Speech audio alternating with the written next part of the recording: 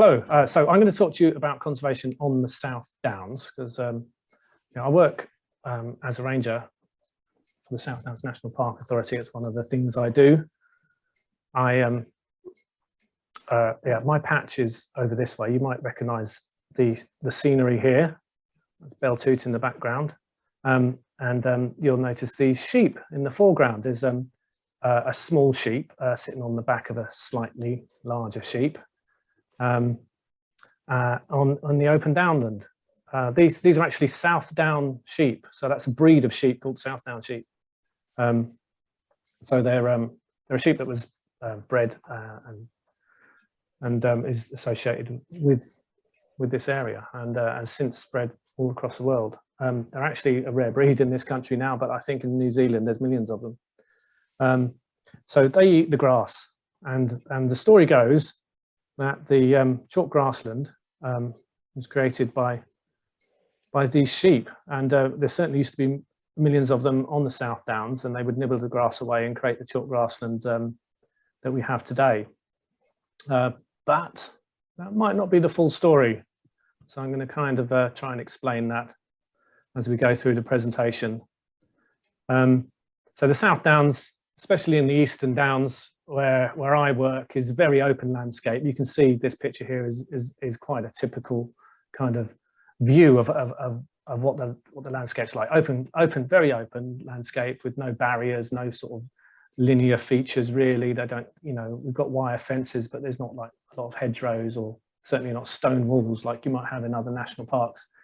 And you've got these big open spaces, and yes, sheep used to graze in large flocks across these hills, ranging right across the hills with shepherds. The fences are a fairly new, modern addition to the landscape, but they're kind of invisible, so it kind of looks the same, but these sheep kind of shape the landscape, and that's the story that we've been told. But there's a little bit more to it than that, maybe, but we'll investigate that. So I'm going to talk to you about chalk grassland mainly. So in the South Downs, there's a ridge of chalk that runs from approximately here. This is Beachy Head, Beltoot and the Seven Sisters.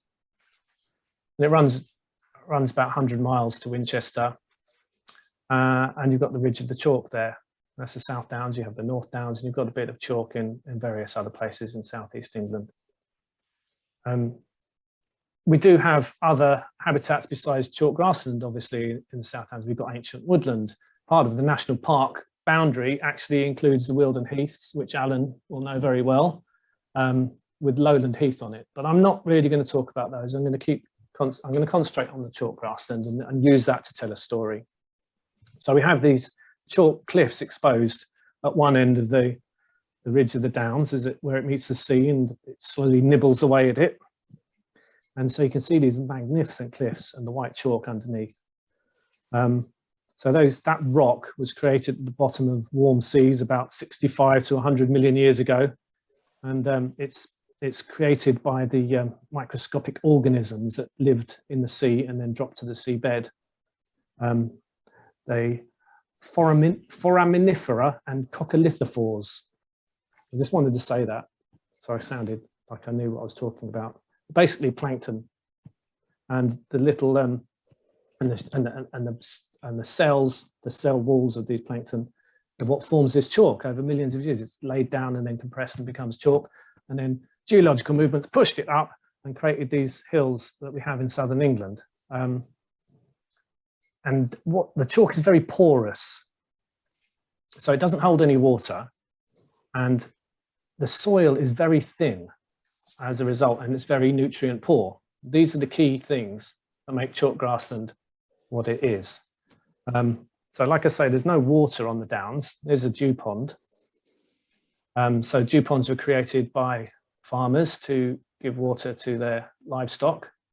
And this is quite a nice picture, dew pond up near Ditchling Beacon. And you imagine the landscape having, barely a tree. And there's one sad wind-blown hawthorn looking quite moody there next to the dew pond at dawn. And of course, these are great places to spot some birds. If you're out bird watching on the downs, go to the dew pond, and all the little birds will come in at some point during the day to have a little drink, because there's so little water up there. And that's that's one of the reasons why it's such a diverse habitat which I will go on to explain, because one of the things is it's basically like you're facing drought for most of the summer, because there's no soil, it's not holding any water, water just drains away. So you have to be a really tough old plant to survive in this environment. And here we go again. This is Seven Sisters from another angle, looking from Berlin Gap, and you can see the chalk there, and you can see the grazed chalk grassland behind that, stretching back across the Seven Sisters there. And in the distance you can see Seaford Head, and there's a Cookmere estuary coming out just behind that last cliff there. And this is a view from the other end. So I'm on Seaford Head when I took this photo. You can see lots of people walking along the South Downs Way there, and a couple of people there in the foreground. That's a path lots of bird watchers will be familiar with, Hope Gap. So going down there to see what migrant birds are either coming or going, depending on the time of year. And what you can see here is a lot of scrub in the foreground. You've got that really, really dense clump of blackthorn there, and then some taller trees behind. And in the distance, up near Beltooth, you can see scrub stretching right along there, all the way up to Beachy Head. A lot of gorse bushes and things, and that's because the grazing has really declined on the South Downs from about the middle of middle of the 20th century. Grazing sort of declined quite a lot. I mean, the bottom fell out of the sheep industry a long time before that, and so the millions of sheep that kind of kept the hills open disappeared, and the grazing slowly declined, and it all scrubs up because there's nothing to nibble all the bushes. So you lose the chalk grassland to this scrub, and you can imagine inside this dense blackthorn, there's very little life in there, and it soon shades out the chalk grassland plants that would live there. So here is a view from a bit further along the cliffs at Seaford Head. Now this plant here is called a moon carrot. Now it's a really, really rare plant. It only grows on the cliffs here in two places. And so this is an example of one of the specialist flowers that lives in the chalk grassland. There's a whole range of them. Moon carrot is possibly the rarest that I know of, that I can think of, that lives only in chalk grassland. And it requires, it requires the conditions that chalk grassland provides. So, like I explained, it's very thin soil, it's very nutrient poor, and it drains very freely. So that means that no plant can become dominant. If there was lots of nutrients, you'd get lots of grass growing really strongly, or some other plant like nettles or docks, and they would crowd out the other plants. But instead of that, you get loads and loads of plants all vying for space, and none of them able to actually dominate. And so that's why you can have up to 50 species of plant in a square meter of chalk grassland. It's one of the most biodiverse habitats on the planet by some measures. It doesn't have as many species as, say, tropical rainforest, but because they're packed in such a small area, it actually counts as, it makes it very, very biodiverse in terms of species per area. So yeah, there's some moon carrot with the Seven Sisters behind. Here's some wild thyme, and that's growing on an anthill. So an anthill is even more freely draining. So you have specialist plants living on the anthills and on either different sides of the anthill, depending which way it's catching the sun.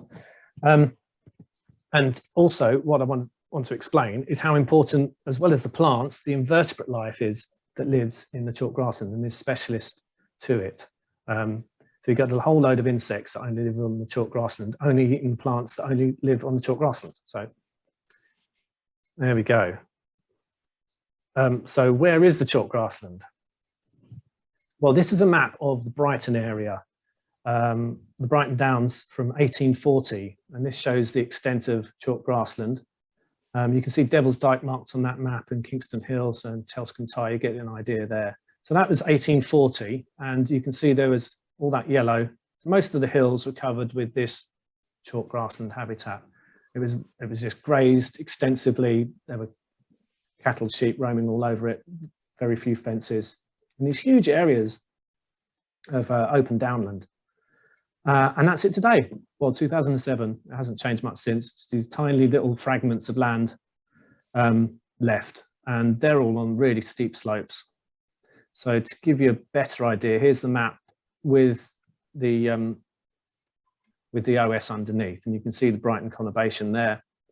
So that's 1840, that's the extent of chalk grassland. You can see Lewis there on the right-hand side. This map is somewhere around the turn of the late 19th, early 20th century. I can't remember the date of this map. But you can see it's declined a little bit in extent. This one is the 1950s, and you can still see, though, that there's quite a lot of chalk grassland left. It has decreased in size, but there's still big patches, and importantly, on the dip slope, which is the less steep slopes, south-facing slopes. There's large areas still intact, and then you jump forward, and it all disappeared in its tiny fragments, and it's all on the steep bits. And the reason for that is because they ploughed out all the chalk grassland. Sort of in the 40s and 50s. So here's an image looking across Alfriston, and there's the scarp slope. So the north-facing slope we call the scarp slope is very steep, and you can see it's all sort of a bit scrubby there. That is chalk grassland, but a lot of it is being lost to trees. Now, none of those trees were there. Well, there might have been a few clumps at the very base of the slope, but none of those trees were there in 1950. They've all grown since then. And so, and people, you know, we talk about shifting baselines and things. People think, oh, those trees have always been there, but they're very modern. So, and that secondary woodland is not really very diverse habitat. Like I say, once you have dense scrub, you know, inside that, there's not a lot of life in there. The edges of the scrub, good, yeah. They're not inside dense blocks of scrub. And then on the top of the slope, you can see that those fields have been worked at some point. And so they've had a plough on them, and they may have gone back to permanent pasture, or they may still be arable. There's arable in the foreground here, where a crop is being grown. And you know, this is done because we needed to, you know, we needed to produce food, and we had the technology to do it. So I had these big tractors that could get up on the downs and plough the soil, and we had the chemicals to do it. Now, the reason that no one grew any crops on the downs was because it was such a nutrient poor soil. And you tried to grow a crop on it, and you wouldn't get a decent yield. But all that changed with the invention of artificial fertilizer. Now, artificial fertilizer, actually, the technology for that came from making explosives. So from the First World War, I think, rather than the Second, but it didn't start to get used in agriculture extensively until after the Second, or during and after the Second World War. So to get a crop off this ground, you need to put a lot of fertilizer on it, and that means using a process. I forget the name of the process. Anyway, you need to burn natural gas. So that's not very sustainable, is it? You have to burn natural gas to fix the nitrogen by a chemical process, and then you have chemical nitrogen that you can put on the soil, and then you can get a yield that's worth your time if you're a farmer. So we've lost the chalk grassland, but you can see a load of birds there, can't you? You can see a load of common gulls in this photograph following the plough, and that's what we tend to find. You get diverse and interesting habitats. changed into much simpler habitats where some generalist species do quite well, but what you've lost is a lot of other species, potentially hundreds of specialist species that live nowhere else. Here's another view of a ploughed up field, and it's a huge field. Look at the size of that. And you can kind of see that the chalk is coming through that soil. There's very little there in terms of soil. Now, that's why traditionally crops weren't grown on these soils. We have fertile areas of land in this country where traditionally where arable has grown is the main form of farming. But it wasn't on the downs, and it wasn't for generations and generations. And then, of course, you have the other chemicals. This is up near Ditchling Beacon. I went up there at dawn. This guy is spraying his field something probably quite poisonous. So he does it right in the early part of the day when there's not lots of people around to avoid the spray drifting, I suppose. So a lot of the fields in Sussex will typically have 17 applications of one chemical or another on the growing crop. So you've got the fertilizer, you've got the herbicides, you've got the pesticides to get the crop to grow up here. It's quite a stunning photograph though. It looks quite dramatic.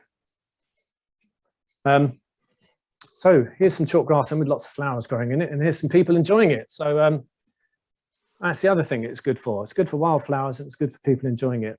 I'm sure some of you recognise Chris Corrigan there. This is a place called Anchor Bottom, which is absolutely amazing for butterflies. So that's what we're there doing.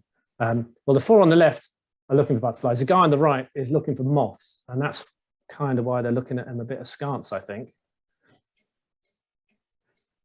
Right, that brings me on to birds. This is, of course, the Sussex Ornithological Society conference that I'm speaking to. So I better mention birds because I haven't so far. So if I were to ask you what birds you might associate with chalk grassland, you would, and if I was in the room and I would hear you say meadow pipit, and then I'd go, yes, that's a good call, meadow pipit. A lovely bird who's singing his heart out. I mean, they're famous for doing their parachuting song flight, and it's absolutely amazing to see them doing this up on the downs in the summer. And of course, the summer would not be the summer on the downs without the song of the skylark as well, which of course fills the air wherever you go up on the downs. And we're lucky to have these two birds nesting up there. Now, neither of these two birds are, particularly restricted to chalk grassland. They will live in a wide range of habitats, but both of them absolutely love it, and you'll find them nesting there and breeding there. There's a lot of birds that are associated with chalk grasslands as well. You can find everything from a dunnock to a great grey shrike on chalk grassland sites. Whether many of those birds are actually reliant on chalk grassland, and in terms of breeding, there's no bird actually restricted to it, but it is a brilliant habitat for lots of birds, and many migrants will be using it, such as wheat ears. Wheat ears. Everyone goes up on the downs to look for wheat ears, don't they? And ring ouzels passing through. A bird that will nest there. This is actually up at Hollingbury Hillfort, which is a nice little gorse patch of remnant chalk grassland in the middle of a golf course, and there's a nice little population of linnet up there. He's a kind of handsome male there, looking very rosy. Yellowhammer as well. That's another bird that I always associate with the scrubby chalk grassland sites. An amazing bird, and also declining farmland bird. But we're lucky enough in the South Downs to be holding on to populations of these birds. I mean, we have corn buntings as well. I should have put a picture of a corn bunting up. And they've disappeared from other parts of the country, so we're not doing too bad. We still have a few birds, and we're holding on to them. But I'm going to suggest that maybe we can do a bit better than that. Now, here's a bird. Now, that's a stone curlew. So this kind of starts my story, really, of how birds have declined. You'll all be aware that stone curlews are quite a rare breeding bird, and they declined massively, and then a huge conservation effort was put in to try and save them, and they've recovered. They've done quite well, but but it's a hell of an effort to try and keep stone curlews from going extinct. You have to find their nests, often in arable fields, and then you have to let the farmer know, and you have to make sure he doesn't do any agricultural operations like drive his tractor over the nest, and they have to clear the weeds from around the nest to make sure it doesn't get too dense so that they don't abandon the nest. And it's really hard work, you know, identifying the nest, watching them, but with supreme effort, people have managed to increase the population of stone curlew in this country.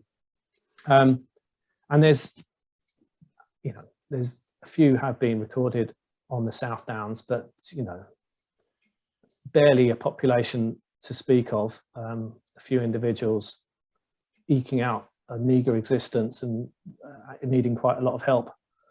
But one place where they have persisted is Salisbury Plain, which is a massive area of chalk grassland, which has never been ploughed out because it's a huge military site, and the stone curlews persisted there. So they obviously like big expanses of chalk grassland. So this is a bird that has gone because we've lost the chalk grassland, and could it come back if we tried to perhaps reverse that?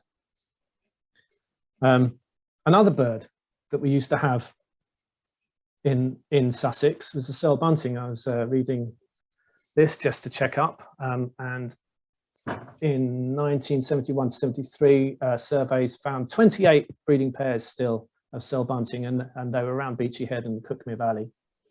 But they've gone, and another example of a bird that people have put in a huge amount of conservation effort to try and save, and it's all to do with arable prescriptions and having low input barley and throwing seeds out and all sorts of really heavy interventions to try and save this bird.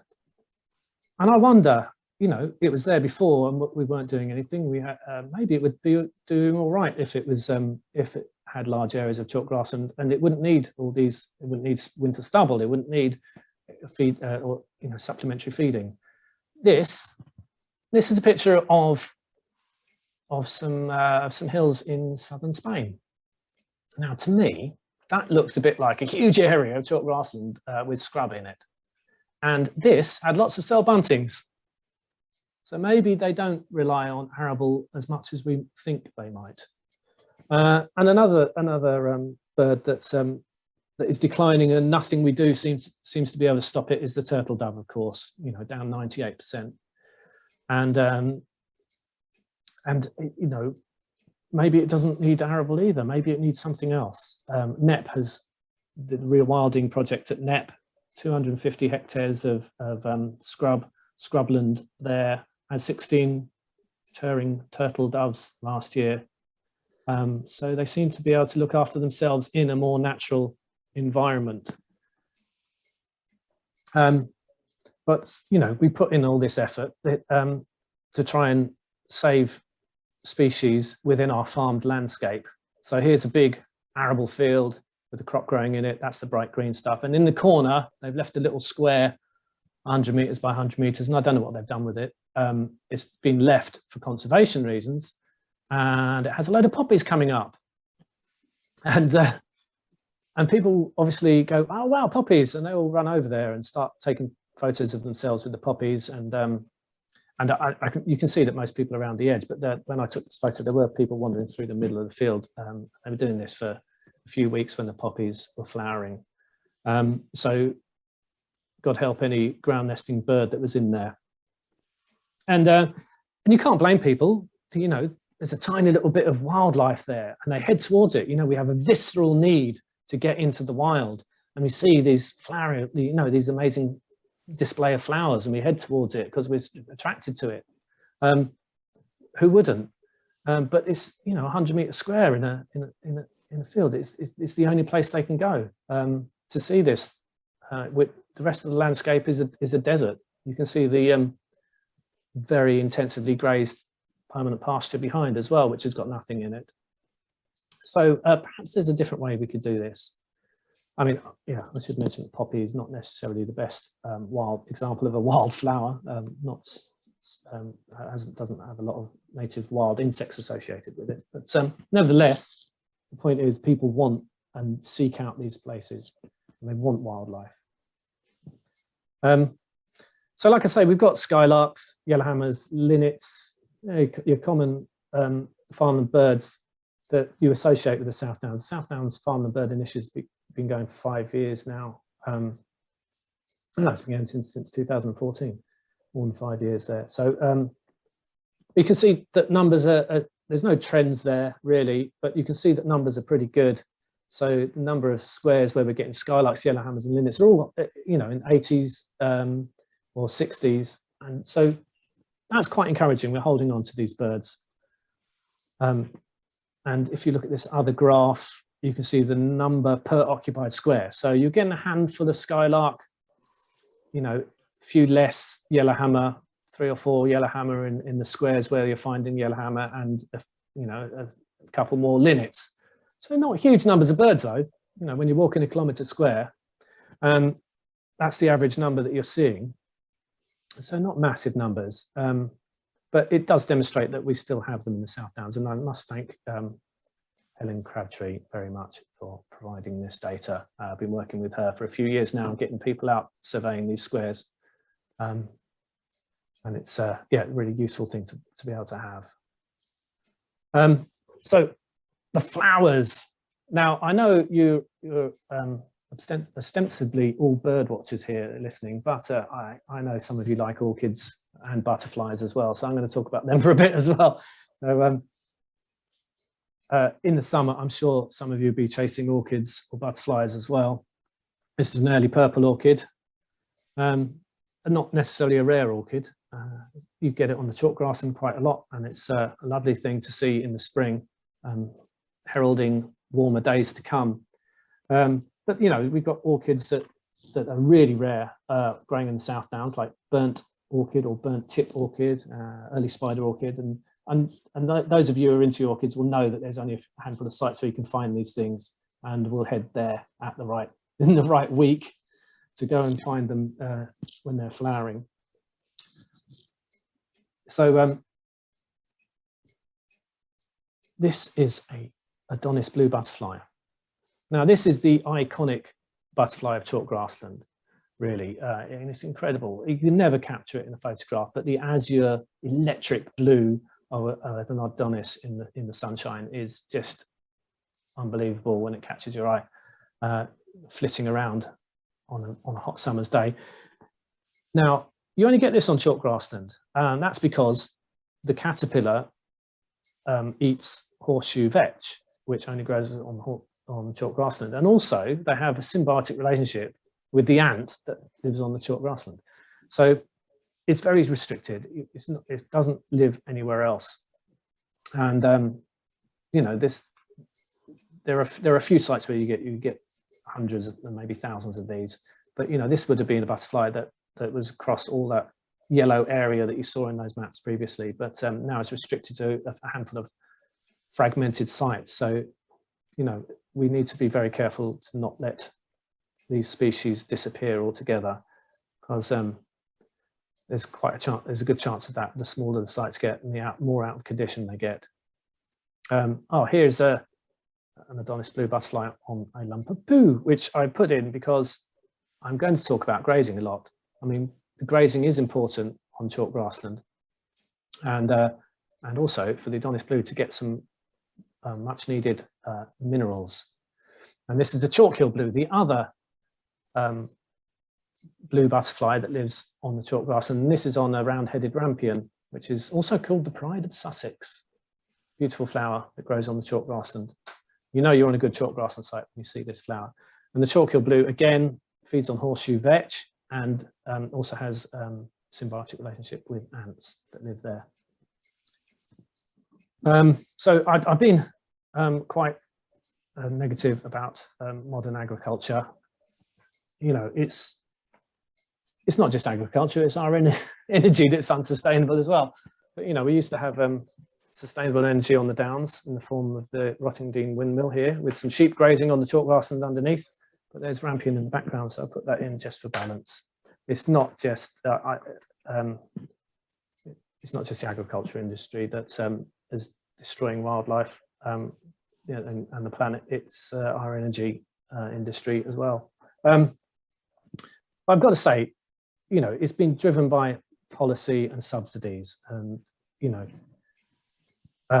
these are the things that that cause the drivers behind it. I'm just going to run through a few butterflies for you. There's the gorgeous brown argus, the tiny grizzled skipper on a buttercup. Look how small the grizzled skipper is compared to the flower. This is a silver spotted skipper found on the really hot south-facing slopes of chalk grassland that remain. Dingy skipper, unfortunately named, but aptly named maybe. Common blue, not restricted to chalk grassland, but needs really wild, flower-rich habitat. And this is a red-tailed bumblebee on a kidney vetch. So the insects are vital here. And there's a small blue butterfly on the kidney vetch, and this is their food plant. So they lay their eggs. Look how small it is on the kidney vetch.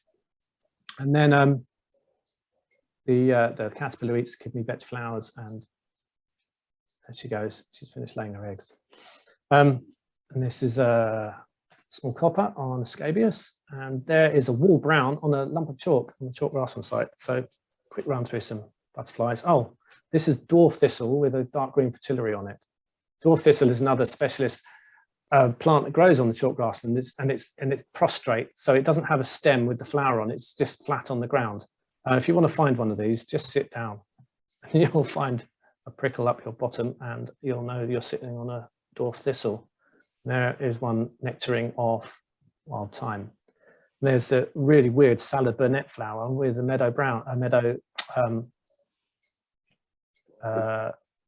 white on it. And here it is. Oh, this is the grayling. So this brings me to the next stage of my story. This is the grayling butterfly. It used to be widespread on the downs when there was lots of it, and now it's restricted to one site in East Sussex, and it's nearly went extinct. We had about low 20s flying in the good summer, but we're taking some action there. We're trying to improve the chalk grassland. So this chalk grassland, it exists because of grazing. Now, is that because of sheep? Well, I don't think so, because you've got all these specialist creatures like the Adonis blue with a symbiotic relationship with an ant that lives there, living on a plant that only lives there. You know, it was long before humans came in. These plants were evolving. It's not on a human timescale that these plants evolved and these symbiotic relationships evolved. So people, you know, used to think that England was covered from with closed canopy woodland. Now that is what would happen if you didn't have large grazing animals. But we had herbivores. If you look at the cliffs at Blackrock, where you've got fossils of things that lived there, you'll see rhinoceroses and mammoths and lots of wild horses. There are wild horses living on the downs. Now, you don't really associate those with closed canopy woodland, do you? So here we have some Exmoor ponies grazing the chalk grassland where the grayling live, and they look so at home there. You can just imagine these hills with wild horses roaming across them, and they created this landscape, and they created that environment, and it would have been an open mixed landscape, a bit like this maybe. There's a little bit too much scrub on that other side of the hill for my liking, but this side where the grayling live is pretty good, and these ponies are doing their best to keep it in good condition, grazing all the really nasty rough grasses that the sheep won't eat, and also nibbling away at the bushes. They're having a great time. They love it up there.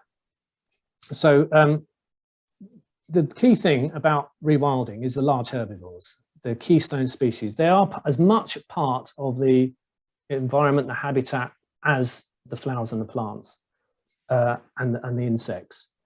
They drive the whole system and make it dynamic. And it's by this, you know, the action of the grazing that you have this chalk grassland in existence. Now, we killed all these large herbivores many years ago and then replaced them with our livestock. And And that kept the chalk grassland going for a long time until, like I say, in the middle of the 20th century, when we decided to plough it all up and put chemicals on it. And we had the technologies to do it. But we can turn things around. Hopefully we can save the grayling. We saved the Duke of Burgundy by lots of conservation effort. There's a Duke of Burgundy butterfly. And here's me doing some conservation work. This is just on the slopes of the Long Man. So I'm chopping down the bushes so that these bushes will then go back to chalk grassland, and the farmer will put his animals on there, his cattle, his sheep, his ponies, and that will go back to chalk grassland. So we have to keep that scrub at bay. There's an ongoing battle, and sometimes we use machines. Here is the robotic flail. That guy has got a remote control device, and he's driving that up there. There you go, munching away at the scrub to keep it at bay, and as long as the grazing is in place, that should recover. You might have to come back and do it again a few times, but that should go back to chalk grassland. As long as it hasn't had fertilizer put on it and chemicals put on it, it can recover. It is tough, but it's doable. So this is what we've got now. We've got that bank in the middle distance is scrubbing over chalk grassland on the scarp slope, and you can see towards the right of the picture it's almost entirely gone. There's Adonis blue in there, but you can see they're not going to last much longer unless that site is well looked after. Well, that's where we were in there with that robotic flail. And in the foreground, you've got permanent pasture, which has been ploughed up in the past and had arable crops on it, and then has been put down to ryegrass. Like one species of grass, you might have a couple of other species of wild plant in there, but essentially it's a monoculture, and it's grazed over and over again, and no real benefits to wildlife there. But I'm thinking maybe there's another way. Is there another way? If you let the grass grow, this is what happens. So we had some permanent pasture at Seven Sisters Country Park, and we decided we're not going to graze it this year. It'd been grazed with sheep constantly for decades, and we said, no, let's just see what happens. And this is a beautiful photo. Thanks to Peter for this. You will all no doubt heard about the 4 or 5 long short-eared owls that have been at Seven Sisters for a few months now. Well, that's because, what do we do? Nothing radical. We let the grass grow, and it's full of voles, and they love it there. And so they've stayed. Instant wildlife for you. Look at that, beautiful. So perhaps we don't need to graze quite as much as we do. And what else can we do? This is a place called Toad's Hole Valley. This is earmarked for development a long time ago, but it was an arable field. And that is what it looks like 20 years after being abandoned. I walked through there the other evening, and it's all scrub in there. It's got hawthorn, blackthorn, spindle bushes, dogwood, privet, wayfaring tree. And if you look down on the ground, which is really quite heavily rabbit grazed, to me, that looks like species-rich grassland. There's loads of different, flowering herbaceous plants in there, perennials. Video of me walking through. Now, this was just an abandoned field, and this has happened. They have lots of scramble bikes sort of going in there, and that keeps these paths open. You can see the tracks. This is alive with birds. You know, you can imagine there was lots of birds singing there, even in January. And then you come out into this open area here, which is basically only kept open because of the scrambling bikes going up there. Otherwise, the whole thing would be covered in thick, scrubby growth. Now, that seems to me, that's like one field. And it's just, it's recovered amazingly. And it's full of life, and the soil is recovered, and it's capturing carbon, and it's no longer being ploughed up, and there's no longer chemicals going on it, and there's no longer fertilizer being created, creating carbon dioxide just to create it, and then once it goes in the soil. I learned this recently. You put nitrogen fertilizer on the soil, 50% of it gets released into the air again as nitrous oxide, which is 300 times more powerful a greenhouse gas than carbon dioxide. So And also, like I said, the chalk is very porous, so anything you put on it goes straight through into our water. The water that feeds Brighton, just to the left of this picture here, or Hove, actually, I should say, goes into our water supply, and then we have to pay higher water bills to remove the phosphates and nitrogen from the water that we drink. Plus, we're subsidising the farmer to put the fertiliser on in the first place. It does seem a crazy system. There you go, that's Total Valley. And imagine if you put a fence around it and then put some animals in. This would be absolute dynamite for biodiversity if you then had a dynamic system being created by large herbivores. And that's basically what they did at NEP. And, you know, you've got the highest population of turtle doves and nightingales there than anywhere else in possibly the country, and purple emperor butterflies. So I'm just going to leave you with that picture, I think. So I hope I've given you a little bit of an overview of South Downs, the challenges and the changes and the possible solutions. You know, we don't have to stop producing food. We do need to eat. We do need arable, but maybe not on the chalk. You know, it never was farmed because it wasn't suitable for it. Grow crops in the rich soils and other parts, or even in the valleys on the downs. And you know, you can still produce food. NEP produces lots of nice food. Anyone who's had their venison and juniper sausages will know that. And you know, they've got the longhorn cattle there, and they've got venison, they've got pigs, so they're still producing food. So that's that Speechy Head Lighthouse, and that's a large white butterfly that's flown in on migration and landed on the lovely chalk grassland on the cliffs there. And you can follow me on Instagram. Thanks. Lovely, thank you very much, Tim. We've got time for some questions. If anybody wants to pose any, just pop them in the Q&A tab. If you can't see that, then hover down towards the bottom of your screen and a toolbar should open up, allowing you to put in the Q&A. What will happen is that the questions come through to us. These are not questions that everybody on the call can see, and then I can field them and pop them through to Tim. So we're kicking off, Tim, with Val asking whether Toad's Hole Valley is still due to be developed. As far as I know, it is. There's been various plans put in for it, and no doubt they'll build on it eventually, which is a shame, I suppose. You know, it's developed into a lovely habitat. But the point I'm trying to make is that any arable field could look like that in 20 years if you just leave it. So the potential to create habitat is huge. That's just one field, you know.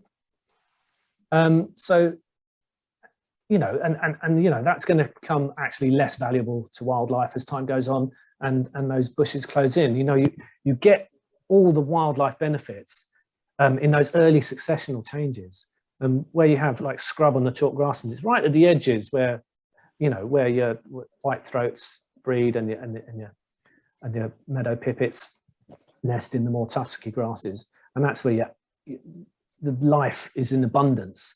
Once that scrub joins in, like in that picture at the early part of the presentation, once that blackthorn, for example, is just dense, there's nothing underneath there, and you lose all those other plants. So, you know, I think that there's great potential for us to change the way that we fund farming, and to say to a farmer, look, why don't you just let the soil recover there and let the plants grow on their own? You don't need to do anything. You don't need to plant trees.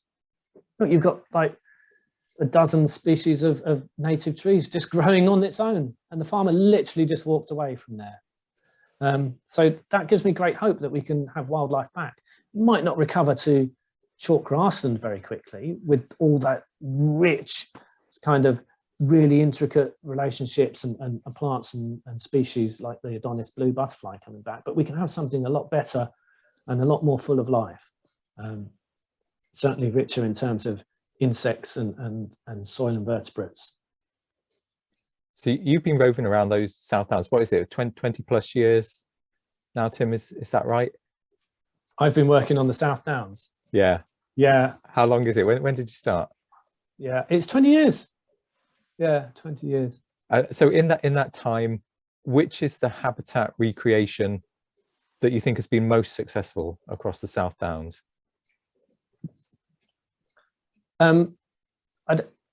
It's very difficult to recreate the habitat. I mean, you can do it on a small scale. People have made butterfly banks, which work really well. And, you know, there's a lot of hard work and you create a small area of chalk grassland, you know, like a fraction of a hectare kind of thing. What I've worked on, I suppose, is halting and reversing the decline of chalk grassland sites. And you know, where they're scrubbing up, we go in and we clear large areas. At the moment, excuse me, I'm working at Lullington Heath National Nature Reserve, which basically turned into a gorse thicket over a period of a couple of decades. And we're reversing that now. And we've taken huge machines in there and chopped down all the gorse. And we've got ponies in there to stop that gorse growing back. They're nibbling it, we're pushing them on it, and they're nibbling the gorse away to stop it coming back again. And that's really important for me because the grayling butterfly is in the next valley over. And I need that grayling butterfly, but that's a small valley, and we're you know, I'm quite pleased with how they're doing there. We've been working there for a few years, and the numbers have gone up from the low 20s, and we hit 49 flying last summer after working there for a couple of years, getting the ponies in and creating. Actually, we created like artificial rabbit scrapes, like little bits of bare ground. The grayling need like a really hot area to bask, and they sit on the bare soil and heat up and thermoregulate and actually lay their eggs on the rootlets of the fescue grasses, which is their food plant. So that's really important to me, and you know, saving that butterfly is probably the thing that I'm you know, most proud of, and also is the biggest kind of restoration of nature that I've been involved with. And when we get the National Nature Reserve back into condition again, it's going to be awesome. Next question in from Stephen Smith, which is how cooperative do you find farmers on the South Downs? Well, I've got to say it varies. I have a big patch and there's a lot of farmers on it, and I deal with a handful of them, not all of them. And the one whose land Deep Dean is on is brilliant, and he actually bought some ponies and started running them on his land as a conservation herd. You know, he was doing grazing in order to keep the chalk grassland in good condition. So he's brilliant. He's absolutely brilliant. What you could go to a farmer and say, look, you've got a bit of chalk grassland here, and you know, it's really important, we need to save it. But if they're not going to have the grazing in place, then it's really not worth doing. You know, farmers are canny businessmen, and they will cooperate if it's financially, you know, good for them. And you know, there's subsidies that are paid, and there's grants so it's there's ways of persuading people, and there's subsidies that come from government that encourage them to look after these places. You know, we really do have to save the chalk grassland because there's so little of it left, and you know, that's reflected in the agricultural payment schemes, and I hope the new one will have even better incentives for people to look after it, and we can recover some of these even better than what's happening at the moment. And are you seeing good signs? Are you optimistic about that reworking of the agri-environment payment schemes that are happening right now? I think it's a great opportunity. You know, not just for chalk grassland, but to recover nature generally. You know, I think it's crazy that we're subsidising unsustainable ways of farming. We're paying people to destroy nature rather than look after it, and there's great opportunity to do something a bit different, and maybe Ben will talk about that later in his talk. But there is lots of talk, but no real sort of evidence of what the new systems are going to look like yet. But you know, hopefully the early signs are that it's promising, and maybe we can have a bit of a change in terms of of how nature is paid for by us, the taxpayer, after all. Perfect. Thank you, Tim. You've taken us beautifully through till 8 o'clock. So here we go into the second half, and I'm really delighted that effectively our keynote speaker for this year's doubleheader conference is Benedict MacDonald. I don't know where you join us from, Ben. Whereabouts are you in the country? Bristol. Okay, fabulous, Bristol. So I'm sure that many of you now know the name Ben MacDonald. Ben's a little bit of what I'd call a polymath in the wildlife world. So TV producer, cameraman, photographer, worked on the Sir David Attenborough series for Netflix, Our Planet, and I believe you're on the Jungles and the Grasslands program for that, Ben. But of course, probably best known now as an author for the best-selling, for the Wainwright Award-winning Rebirding. I think it's fair to say that Ben's now become a major thinker and visionary on these kind of things. I was really pleased to see the reviews that were out there for Rebirding, which has been out for over 2 years now, I think. Ben, that right, on Rebirding? And my old boss in the RSPB, Martin Harper, called it a provocative book. I love a bit of provocation, so we'll take that. You'll also be pleased to know that Ben is a big birder, and online these days, it's amazing what you can see about folks. So you can see Ben's Western Palearctic list online. So I thought we'd start you with a little quiz. Ben, how many species on your Western Palearctic list? 620 something, I think. Is it 24? It is indeed. I love keeping records without actually being an ardent twitcher, but I've been to a lot of places, so I think it's about 624-ish. The internet confirms that for us. I thought I'd also check if you knew what the first bird was on that list. As in the first bird I've ever seen? Yeah. Given that list is in chronological order. The first dated bird I wrote down, I'm fairly sure was a chough. It was in 1996. I remember Correct. that. 2 out of 2 so far. Final question. Third question. Which bird, and it's the only bird on that list, was added as a lifer in Sussex? Oh God, you've got me now. It's no, too good. West Wittering, 16th of Jan 2008. Redbreasted goose. Indeed. Yeah, I do remember that. Perfect. 2 out of 3. Not bad for your own list, but there we go. Ben, over to you for what I know is going to be a really fascinating talk. And as normal, we'll come back in with questions probably about 9:45, 10:50. So get your questions coming in on the Q&A. Over to you. Thanks so much, Ben. No, thank you, Adrian, for that very generous reintroduction, and lovely to be here. Thank you for having me. Yep, I'm Ben MacDonald, author of Rebirding, and in the last year since that introduction probably needs a little bit of an update, in that I have actually fledged from wildlife television into full-time landscape conservation, joining a company called the Rewilded Estates Company, where we try and put a economic case for landowners and land buyers restoring nature.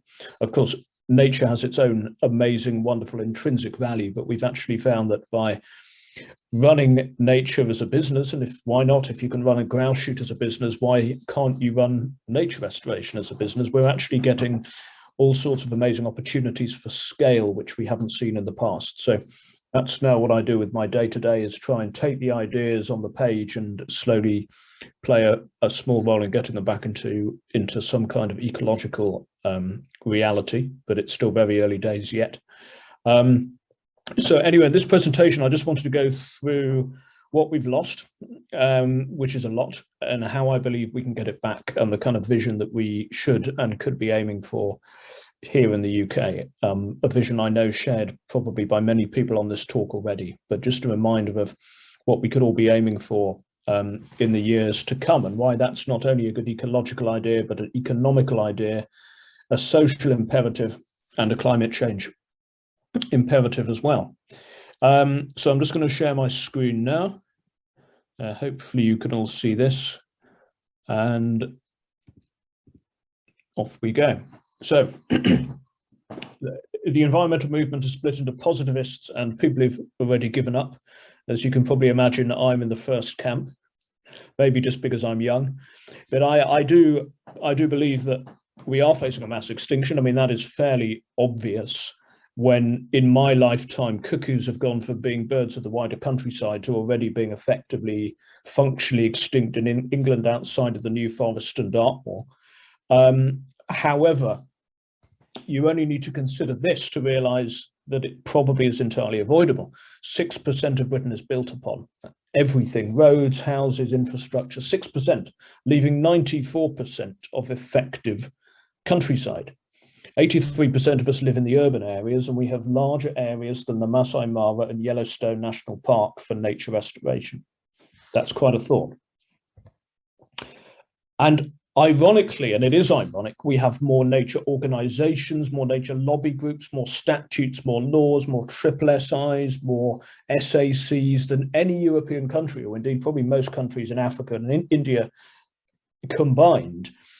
And yet, and we also have the most wildlife lovers, that's the most important point, and yet we have categorically the worst wildlife in Europe. The Netherlands is much more built up. It's currently got wolves, it's got lynx. Does it have lynx? Yes, it's got a couple of lynx. It's got beavers and fully functioning ecosystems and trophic cascades and thousands of pairs of black-tailed godwit. So why are we the worst is always an interesting journey towards how we could become the best of the future. And this was what I asked myself when writing Rebirding, is how do we get to the state that we're in? And it doesn't really have anything to do with the last 50 years. I'm afraid it goes back quite a longer than that. So whilst not keen to reintroduce the woolly rhino in the near future, it's always worth remembering that our species are herbivore adapted and landscape adapted. They're not actually adapted to conservation. Conservation can replicate some of the processes that they used to like, but effectively most of our, or all of our birds would have evolved beside giant animals, untamed rivers, and fire as three of the main landscape generators. And when you look at many species like the red-backed shrike, for example, still doing very well in sort of disturbed East European farmland with plenty of beetles. When the red-backed shrike flies to Zambia for the winter, where I've seen them, they follow elephants around all the time because the elephants, not the farmers, are doing the disruption. And contrary to what I believe is the ecological myth that Britain is supposed to be covered in closed canopy forest, that would only have happened once we'd taken out the really sizable animals like the elephants that once governed and shaped this landscape. This was a little illustration done for an article I wrote for BBC Wildlife magazine, which I think shows that sort of the broken chaos that would have been inflicted by beasts like the straight-tusked elephant, which would have dwarfed today's African elephant, tree breakers like the bison, glade creators like no fewer than 3 species of rhino that used to live in the UK, albeit at different glacial and interglacial epochs. So again, a lot of us, or probably not on this chat, but a lot of the public believe this dense, shady, straight phenomenon is a forest, and that's what Britain is supposed to be. Probably the reason so many farmers get worried about rewilding is they think we all want to put back big, dense forests that look like this. But of course, this isn't natural. This is closer to natural. This is probably as close as you get to natural in Europe. And indeed, the New Forest from the air doesn't look too dissimilar to this, but this is the Latea forest in the Danube Delta in Romania, where in addition to ancient woodland growth processes, in other words, the tree bit, you also have the animal bit. You have free roaming cattle, horned cattle and horses that have, although they've changed in their genealogy a little since the originals, since the aurochs and the tarpan, they've never really stopped shaping the landscape, resulting in a mosaic structure that could be broadly described as woodland, scrubland, edge, and grassland glade, a mosaic habitat. And of course, all around the world, when we look at untamed landscapes, whether the Bieszczba marshes in Poland here, zebra grazing in the Serengeti, or even the Knepp estate here in Sussex replicating a lot of those processes, you don't end up with a homogeneous, same-aged canopy forest. You end up with a wonderful jumble of habitats. And bottom left, which looks quite like Richmond Park at a glance, is the Kana Meadows system in India, shaped by thousands of deer and wild cattle, those deer being hunted heavily by leopards and by tigers. So we have to remember what we're aiming for at any scale, whether that's 1,000 acres or 10,000 acres, if we want to get it back. And if you look at the ecology of almost any British species, and here we've got, excluding the familiar robin, we've got 3 red listed species, the redback shrike on the verge or effectively extinct, though hopefully a candidate for reintroduction to some areas, perhaps not too far from Sussex in the distant future. The hawfinch crashing in numbers and the black grouse crashing in numbers. These are all birds of a mosaic landscape that goes back a very, very long way before farming. Farming's not been around very long. These birds are all genealogically 2 million years old. They can't have evolved under farming. So setting a different type of farm as their conservation model is no different to setting a dry stone wall field as the new habitat of elephants. You know, it's not what they need. It's simply what we've given them in the recent past. But effectively, the redback shrike nests in dense thorn, but feeds on beetle-rich pasture and grassland. The hawfinch needs over 10 different types of tree across the year: open canopy, closed canopy, fruit trees such as cherry and wild apple. And the black grouse has an incredibly fussy diet when you start trying to manage it at a nature reserve level. It needs all types of different grasses, moor grasses, it needs birch, it needs rowan, it needs a very diverse landscape. It leks in one area but feeds in a very different area. And you can't, firstly, you can't get this in a small space. And secondly, you can't get it through prescriptive management or quantifying the habitats of these species. They are intrinsically mosaic species. And of course, the humble robin follows you around in your garden, but in the Forest of Dean, it's taken to following wild boar, because guess what it used to do? And this, of course, comes back to the disruptors, the animals that we used to have, the great browser of birch and willow, the elk, wild cattle, a hugely important species of woodland and woodland edge, wild horses, probably the dominant species in tougher and exposed coastal grasslands, uplands, woodland edge habitats, open scrublands, wild boar, the unique JCB animal that rotivates and creates chaos in year 1, but life by year 5, whether that's a newt pond or a new site for green-winged orchid. An extraordinarily beneficial animal, but an animal whose impact can only be understood after the event. Red deer, of course, native, but not really in huge pharmaceutical densities in the hills of Scotland, but to our wetlands. Give them a choice, and they're actually proving at the NEP estate to be a wetland animal. And wisent, bison, there's less of a strong fossil record for them being here, but as Isabella Tree points out in Rewilding, they were found, their remains were found 2 kilometres off the coast of Kent. So either they stopped because they didn't have their paperwork in order, or it's likely that in southern England, at least, we had bison as well. Bison being different from wild cattle in that they're tree breakers, creators of coppice, probably very powerful in maintaining open grasslands, what we would now refer to as butterfly habitats. And then, of course, there was water. 20% of Britain was completely in thrall to fenland. And we're not talking the very nice but relatively orderly reed beds we see on an RSPB reserve. We're talking this level of chaos. This is a late spring aerial of the Pripyat Valley in Belarus, the largest intact river valley in Europe. And this is what it looks like. You know, it looks like the Amazon. It looks like the Pantanal, with the river dictating the habitats of wading birds, displacing birds, destroying habitats, and then recreating them again the following spring.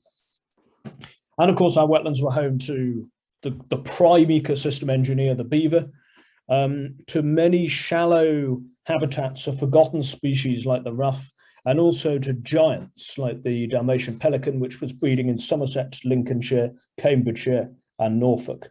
And that's just the bones that have been found. It may have had a much wider distribution than that.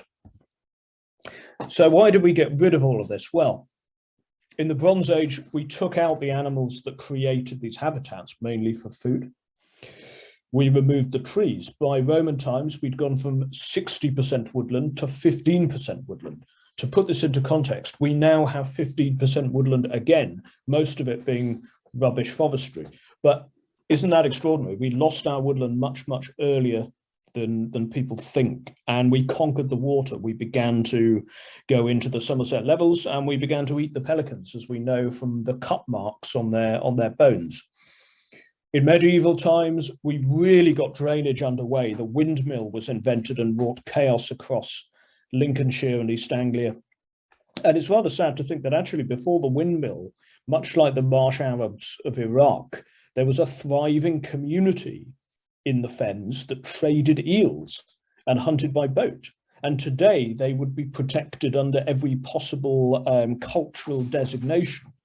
Imagine if we'd hung on to that, how extraordinary that would be. So it wasn't always that we were just draining to make way for people. Often we were draining one culture to make way for another more homogenous culture, something that in many ways continues to this day.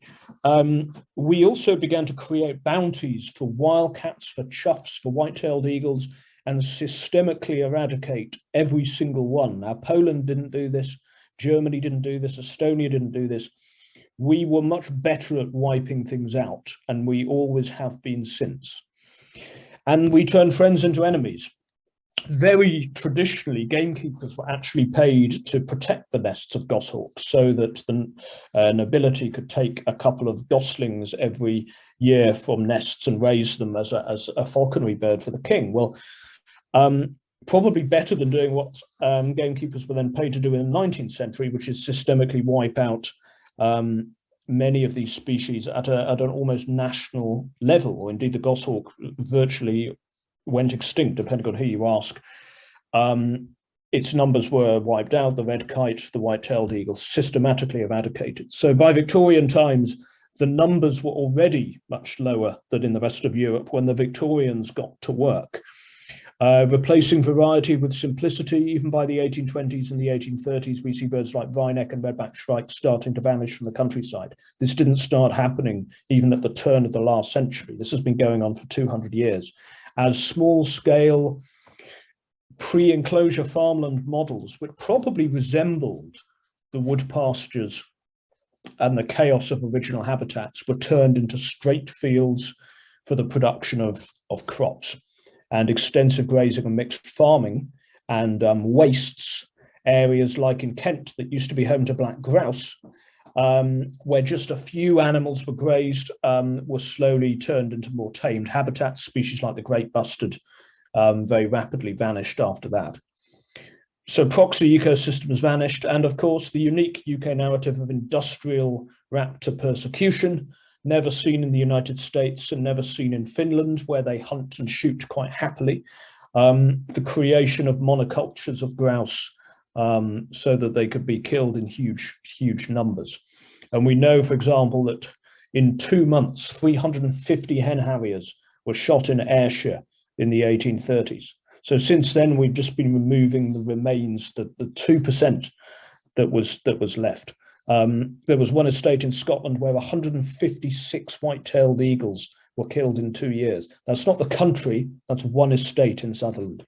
It reminds you that Britain was once a country of tens of thousands of pairs of white-tailed eagle.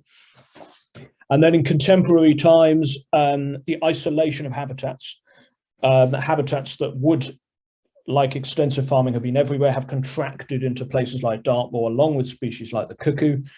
Monocultures, we've become a nation of 6 farms: grouse, deer, timber, sheep, dairy, and arable. Nature, unfortunately, hasn't had big areas, perhaps for the exception of the Cairngorms National Park, parts of the Norfolk Broads, and the New Forest. There are no other really large areas that might be described as predominantly natural. Perhaps we could see the Central Salisbury Plain as being the only other exception to that. And the use of chemicals, very well covered, especially by the brilliant Dave Goulson. Neonicotinoids, rodenticides, we've thrown everything at destroying the basis of the food chain, and in doing so, we've starved out 97% of our turtle doves, grey partridges, cuckoos, even lesser spotted woodpeckers, species that are caterpillar dependent. it all comes back to this catastrophic collapse in the trophic cascade. And food is very difficult to see at the best of times, invertebrate food. It's even harder to see once it's gone. So this is a picture I took in 2016 in Poland. It's a field with some trees and some cows.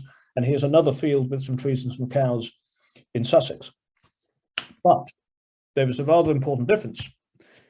In the Polish fields, you have wrynecks, starlings, yellow wagtails, red-backed shrikes, cuckoos, moths, lapwings, godwits, bats, all in this photographed landscape here. Breeding, feeding, not in decline. And in the bottom, you have none of that. So we often look at the countryside in terms of its structure. We talk a lot about hedgerows. Well, there aren't any hedgerows in Poland because a lot of it's pre-enclosure farmland. We talk about old trees, but we forget that old trees are useless if they're not connected to a wider trophic ecosystem. We talk about grasslands, forgetting grasslands are useless if they're not connected to trees. And all the lovely scruffy little bits that we've tidied away. But fundamentally, the difference between the farmland of Eastern Europe, particularly Poland, Hungary, Latvia, Romania, is food. It's the ultra bioabundance of the small, feeding robust populations of birds all the way up the trophic cascade. And that's what we've lost here in the UK, virtually, except perhaps the New Forest, everywhere. So when I was writing Rebirding, I wanted to calculate, well, how much food does a pair of birds actually need in order to survive? And it's pretty staggering. But of course, a pair of birds is irrelevant.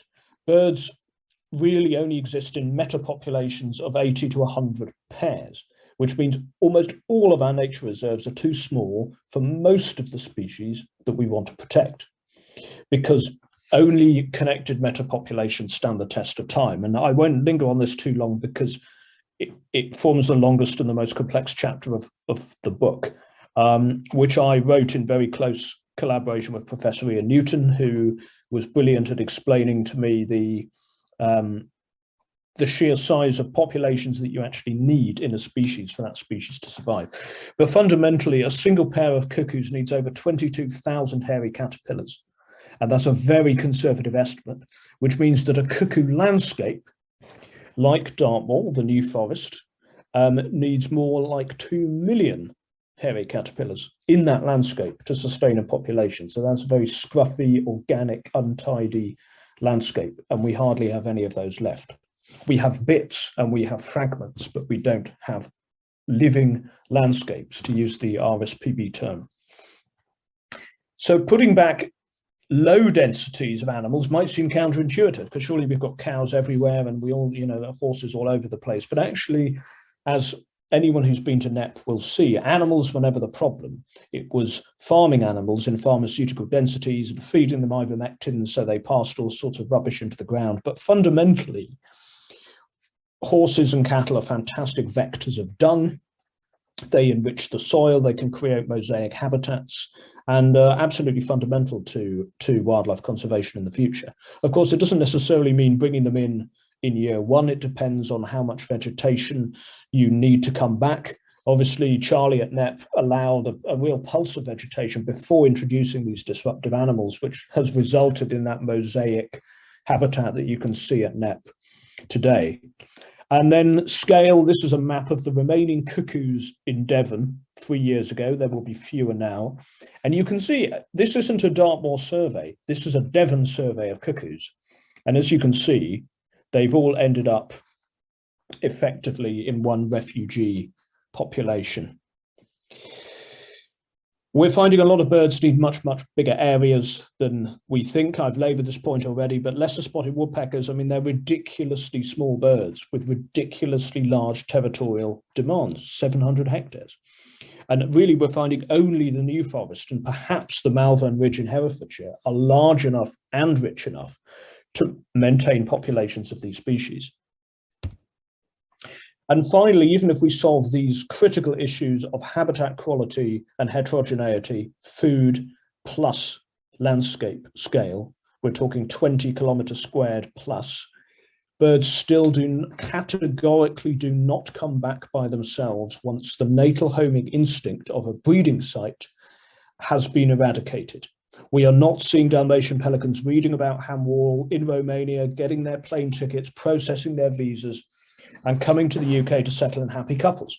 You might get the odd overshoot of some of these species, but since their extirpation, wryneck, redback shrike, black tern, and Dalmatian pelican, to name but 4, have never been able to settle in the UK. So what's needed? Mass reintroductions, huge reintroductions, 100 pairs of something released in one place, not just all over the place, into suitable habitats at suitable scale. But a bird like a redback shrike has only a 33% chance of leaving Britain and coming back the next year. So unless you release 50 to 60 a year, you're never going to get the critical mass needed to re-establish that population. And we've all been passively waiting for 50 years for redback shrikes to magically recolonize. We'll probably wait another 50 years for turtle doves to recolonize. They won't. And we know this, and I've gone into huge detail in this in Rebirding. It's scientifically incorrect to think that most of these small species, fragile species, short-lived birds, can feasibly recolonize, and therefore we need to completely revolutionize how we do reintroductions in this country. I was talking to Natural England about this last week. I said it is 100 times harder to put back a turtle dove than for a farmer to remove 100 turtle doves in a season across the UK. So that needs to change. But then, of course, we need to think about where is this space? You know, where are we actually going to put it? All of these wonderful myths that ecological restoration threatens food production. Well, let's start with the 23% of Scotland, which is 18,000 square kilometres, twice the size of Yellowstone, that's producing 0% of our food. That would seem a sensible place to start. These are deer estates that contribute 0.04% to the Scottish economy, and 1 job for every 7 square kilometres. So when people talk about clearances, I mean, clearances affected historically my family, and to reverse them, we need to see more people in the Scottish Highlands. And deer estates have had 200 years to try and create those thriving social communities, and they haven't. So this is why a lot of people in my line of work are looking to deer estates for the solution, because there is no conflict against food production. There is no conflict against communities that can't utilize these landscapes. And of course, there are plenty of deer, but this is effectively a 2-dimensional landscape that should look more like this, a three-dimensional landscape with all of the species that it had in it before, but in black grouse, wildcats, and potentially even lynx one day. Why not, if there's the scale? And these are areas predominantly in the North and West Highlands where there is simply nothing. We visit estates where they might be 10,000 acres and they've got 1 employee. And when you say to the employee, what are you doing? They're being paid by the estate owner to graze a few sheep.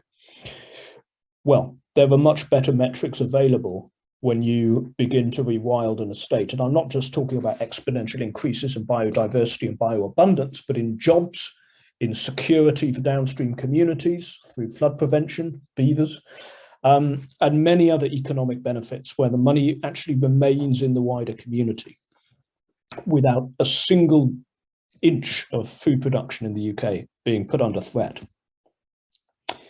Another animal that could utilize this landscape. Large predators are always sexy tabloid talk. Actually, the vast majority of rewilding has nothing to do with these animals. It's to do with restructuring habitats at scale. We couldn't put the lynx in the New Forest, it would get run over, it would get chased by dogs, or maybe the other way around. Its habitat requirements are so large we couldn't even put it in the Forest of Dean. But there are a couple of places in Scotland, in the Spey Valley, in the Caledonian Forest, potentially in Galloway Forest Park, where species like this could thrive. And as somebody from the Forestry Commission said to me the other day, reintroductions are easy, people are hard. We could put the lynx back tomorrow and it would thrive in Britain, maybe just 200-300 individuals in Scotland with collars, so we'd know where they were going and the problems they were facing. But it's the cultural backlash. This is an animal that's terrified of people. It's much smaller than most farmers think it is when you explain the size of the lynx. But, Britain isn't quite ready for this yet. But I think certainly in the next 10 years, this may be an animal that people really rally around as an ecological beacon of restoration, but also a deeply a very economic animal that brings huge amounts of money into local communities. Grouse moors, I'm sure, are familiar, and it's very easy to bash them. I won't bash them too much because everyone's done that. What we're trying to think about pragmatically is we have an opportunity here. I say we, those working in large-scale nature restoration, if it can be framed in the appropriate way, which is 8% of Britain is grouse moor. Now, effectively, why don't we start with the advantages of grouse moors? What could those possibly be? Well, firstly, they're protected against development. They're not growing any of our food. They're remote, and they are visited, and they are actually beloved by some portions of the British public who love the rolling Yorkshire Dales. I mean, they're rolling because all the trees have been taken away. But they do provide an amazing opportunity to restore, again, without compromising food production. So what could they look like instead? Well, fundamentally, my belief is that the hunting estates of Britain should look like the hunting estates of Scandinavia. And many people are anti-hunting. I'm not anti-hunting at all, provided you can harvest sustainably from a sustainable landscape without impacting the enjoyment of other people or without impacting other species. And I've seen this happen enough in Alaska and in Scandinavia to say that whilst I wouldn't personally set out on a day's hunting of a red grouse, a black grouse, a stag and a wild boar, that in itself does not degrade and destroy an environment. It's farming an environment for effectively farming red grouse. That is fundamentally the issue on a grouse moor, is the farming of a single species. Everything else that we hear talked about, hen harrier persecution, isn't a problem, it's a symptom. The problem is this pharmaceutical grouse landscape. And actually, it's very easy for people to get into their two corners. This happens all the time in British conservation, but behind the scenes, the dialogues are much more positive than they are in public. Many landowners are realizing that this was a fashion created by their grandfathers that they can't hand on to their grandchildren. And they're quite seriously considering a lot of what I've talked about today. So I'm actually probably far more optimistic than many people on this call that these landscapes can transform in the not too distant future, particularly in Scotland. And again, it's always good to come back to pictures. Thanks for putting up with all the stats. They're just a reminder when we talk about a grouse moor, for me, it's not a cultural thing. It's not the fact there are rich people owning land. That can actually be ecologically quite beneficial because they don't need to be farming every last inch of that landscape. So, but there's a huge difference between a grouse moor and a grouse moor. I mean, top left is a very intensive grouse moor in the Manhattliaths. Top right is the Rothiemurcus estate, one of the most biodiverse mosaic landscapes in Scotland, home to capercaillies, until very recently wildcats, black grouse, red deer, and with some hunting and shooting and fishing built in to that model. But look at the landscape, it's just completely different. And ultimately, I think that's what we all need to think about, is not necessarily even who owns it, do they share all our beliefs, did we go to the same school, but it's what is the landscape that's left behind? Is it resilient against climate change, and is it solving the biodiversity crisis?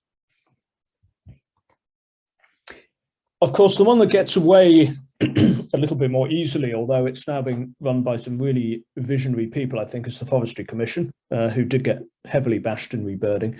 And I actually met the head of biodiversity this week, who is an amazing forward-thinking guy. And again, there's a lot of realization within certainly the public timber bodies that we can't just cover the place in spruce. We can't just have single species plantations, and we've got to manage our forests as ecosystems. But we do need to produce timber, so they can't all be ancient woodlands that are left to their own devices. So one thing I suggested in Rebirding is you split the Forestry Commission in two. You have your very productive landscapes like Kielder, like Thetford, but you also take a few crown forests like the Forest of Dean and the New Forest completely out of circulation for timber, and you power them off ecotourism, and you power them off carbon, and you power them off biodiversity credits. You can power them off any number of things, but you don't power them off timber. Now, what the Forestry Commission are looking at the moment is something a little bit more like where every forest becomes a little bit more of a mosaic. Well, that could also be quite positive. And we're also talking at Rewilded Estates to some very large private forestry companies who are again realizing that they need to completely change the way they design forests in the future. So again, a visual reminder of the difference. The bottom photo is a favorite place of mine in the New Forest, where even within the photograph landscape, there are lapwings breeding next to woodlarks, breeding next to nightjars. Then in that sort of hinterland, spotted flycatchers, cuckoos, hawfinches, and then in the mature woodland, lesser spotted woodpeckers, honey buzzards, marsh tits. It's a fantastic landscape where everything's just jumbled together. And it will be lovely to see more of these woodlands in the future, but they take about 500 years to grow. So we need to plan them right from the beginning. And if we start putting our trees in little plastic straitjackets, we're never going to end up with woodlands that look like this. We need natural regeneration, not planting wherever we can get it. And just to end on this image, this is back in the Latea forest in the Danube. This is effectively an aurochs. I mean, it's so genetically close. It's an ancient breed of Danube cattle wandering through a landscape that it's played a role in creating in a very poor country where this is one of the most lucrative places to live because it's powered off ecotourism. And this won't work for everywhere in the UK, but it doesn't need to work for everywhere. It can work for certain large landscapes. And I think that's just an image that I'd like to end on. I think there's a huge amount of hope for ecological restoration in this country, even by their own standards. The new government metrics are not perfect, but they're very progressive. We're seeing a huge swell of private landowner support for rewilding alongside the public. And the most important thing now is that we set aside any differences within conservation. A very famous and respected conservationist once said to me that the greatest problem in conservation is conservationists. And I don't quite believe that that's true, but I have met enough people on Twitter who would rather argue for 4 hours about the beaver's impact on the marsh carpet moth than they would put beavers back into our countryside to protect against flooding and massively enhance our biodiversity. And unless we think big, we will fail. And if we want to protect, there's so little to protect. We need to be putting back and we need to be restoring. And that, I think, should be the conservation narrative of the next 50 years. Thank you very much for listening. Ben, thank you so much. That was, I hope the over 100 participants out there agree, incredibly thought-provoking and eloquently put. We've got chance now for questions. As I say to folk, if anybody's coming new, there's the Q&A bar. If you hover down to the bottom of the screen, the Q&A should come up. Those questions come through to me so I can feed them through to Ben.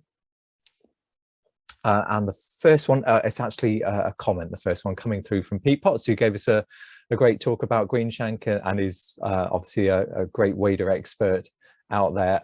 Pete's point is that this takes us back actually right to the start of the talk, Ben, which was to do with the UK being the worst landscape for biodiversity. Pete's point is that he's afraid that the Dutch landscape is also now in big trouble, with their meadows cut for silage 7 or 8 times a year, breeding waders in serious free fall decline. Godwits are now almost only successful on Dutch nature reserves, and huge efforts are being made to try to reverse things. But Godwits have declined by 80% and still in free fall because they've got no productivity. Pete's visited several times and he's got friends who are working on that. But he says just for info, that's clearly sad if that's the as that's the case over in Holland. A very practical question from Paul Greenwood, which is, are your slides going to be available afterwards? Are you happy for them to be shared? Yeah, absolutely. Yeah, of course. Fabulous, thank you. So question in from Mark Malinu. How do you, this is really pertinent to everybody on the call here, how do you see the role of small conservation bodies like the Sussex Ornithological Society playing a part in this? Well, I think, in all sorts of ways. I mean, the thing that's always struck me is actually in between the big BTO atlases, we really lose track of what a lot of things are doing. And often it's only 20 years later we go, oh, crikey, long-eared owl, we thought they were just a bit secretive. They've completely vanished from southern England. Or willow tit, we kind of always sort of knew the willow tit was in trouble, but it took a very long time to get to that definitive picture. When actually, when I look at the Sussex Ornithological Society and the quality of your reporting, one of the things that's amazing is you're keeping an amazingly close eye on turtle doves, on honey buzzards, on, you know, species going up and going down, which is pretty key, because we need to know whether, inverted commas, rewilding is working, but we also need to know the areas where you might not want to just blanket rewild. If you've got a power station that's home to a thriving population of nightingales, or a wasteland that's home to, inverted commas, wasteland, turtle doves. So I think the monitoring side of things and knowing which areas in your county are doing well is, you know, is absolutely critical. But also I think it's trying to break through, although I'm sure, you know, this is already underway, you know, with private landowners who may well be considering ecological restoration. There are a huge number of them on the fence. I think probably quite a lot of them in Sussex, actually, and making the case for that. So that's just two that spring to mind. But I think just because we need to restore at scale doesn't mean a small nature body can't hugely punch above its weight. Brilliant, thank you. Probably quite a quick question, this one, which is from Anita. Could you remind us where the final photo is in your presentation? And I think she's probably not meaning the cranes that are behind you, but whatever the final slide was. There were some amazing pictures in there of landscapes from the air. It was a free roaming horned cattle in the Letea forest, Letea, which is located in the Danube Delta in Romania. Lovely, thank you. Question in from Samantha, which is, what place is there for smallholders in rewilding, say people who've got 10 or 15 acres? I mean, the two ways to answer that question. The first is you become part of a farm cluster. I've spoken to James Rebanks a lot about this, and he said, well, okay, rewilding's great if you're a baronial overlord with 3,000 acres plus, but, you know, what do? I said, well, you're already doing a lot of it. But I think small-scale heterogeneity, small-scale variety can be created at any level. So scrub, a great diversity of native deciduous species, different grassland heights, mob grazing if possible, areas of deliberate abandonment wherever you can get them without compromising food production, going organic, and I mean small-scale organic here, reducing or removing inputs, fertilizers, neonicotinoids, glyphosate. Sometimes people love to be doing something, but actually the best thing they can be doing is not doing something. So there's a huge amount you can do. 15 acres can still harbor really healthy populations of invertebrates, and certainly play a role in keeping on to species for a lot longer than if they were managed unsympathetically. The best area for wildlife, I believe, left in South Gloucestershire, where I was born, is Oldbury Power Station, which is an overgrown reed bed that is effectively a former filtration bed for the nuclear power station, which has been decommissioned. It has about 20 pairs of lesser whitethroat, 4 pairs of cuckoo, 50 pairs of whitethroat, 6 pairs of grasshopper warbler, 10 pairs of bullfinch. There are more red-listed birds in that 20, 30 acres than in most of the county. So never underestimate the importance of quality as well as quantity. Lovely, thanks, Ben. Next question is climate change. I don't think there was a mention of it in there. Can rewilding help with the climate crisis, and how does climate play a role in all of this? I read a fascinating paper the other day that said now it's the only thing that can help, whether that's getting whales back en masse into our oceans, or especially in the UK, we have vast areas of peatland in Scotland that are smoking out carbon dioxide into the atmosphere. So one of our first priorities at Real Wild Estates is to try and get as many of them carbon negative as possible, so they are once again sequestering carbon. rewilding is effectively natural regeneration plus herbivores, if we get rid of the rhetoric about bears and everything.